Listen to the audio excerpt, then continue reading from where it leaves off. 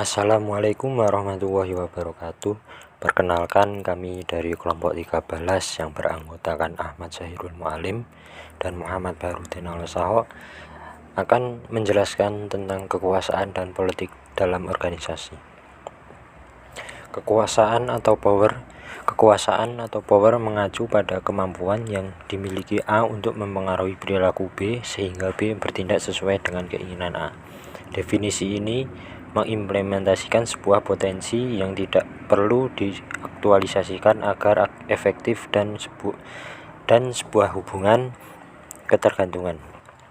Selanjutnya, perbedaan kepemimpinan dan kekuasaan. Yang pertama terletak pada kesesuaian tujuan. Kekuasaan tidak mengisyaratkan kesesuaian tujuan tetapi hanya ketergantungan. Sebaliknya, kepemimpinan mengisyaratkan keserasian antara tujuan pemimpin dengan mereka yang dipimpin. Yang kedua, arah pengaruhnya. Kekuasaan berfokus pada pengaruh ke bawah kepada para pengikutnya, sedangkan kepemimpinan meminimalkan pola-pola pengaruh ke samping dan ke kanan dan ke atas. 3. Penekanan penelitian.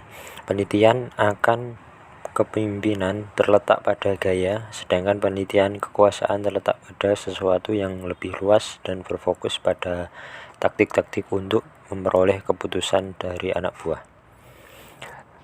Selanjutnya, dasar-dasar kekuasaan. Yang pertama, kekuasaan formal. Ada kekuasaan koesif. Landasan kesuksesan koesif berdasar adalah rasa takut. Kedua, kekuasaan imbalan atau reward power. Orang memenuhi keinginan atau arahan orang lain untuk mendapatkan manfaat positif. Hanya kekuasaan legitimasi adalah kekuasaan yang melambangkan kewenangan formal untuk mengendalikan dan memanfaatkan sumber-sumber daya organisasi. Yang kedua yaitu kekuasaan pribadi. Kekuasaan karena keahlian atau expert power adalah pengaruh yang diperoleh dari keahlian, keterampilan khusus, dan pengetahuan. Selanjutnya, kekuasaan rujukan atau reference power didasarkan pada identifikasi terhadap seseorang memiliki sumber daya atau sifat-sifat personal yang menyenangkan. Taktik kekuasaan sebagai berikut yaitu legitimasi, persuasi rasional, seruan inspirasional, konsultasi, koalisi. Politik kekuasaan yang beraksi. Orang-orang dengan keterampilan politik yang baik memiliki kemampuan untuk menggunakan landasan-landasan kekuasaan yang mereka miliki secara efektif.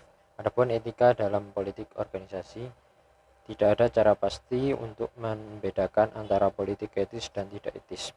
Terkadang secara tidak sadar kita terlibat dalam perilaku politik karena alasan kebal yang baik. Tetapi banyak di antara kita telah mendistorsi informasi menjadi sebuah kesan yang menyenangkan. Sekian presentasi dari kami.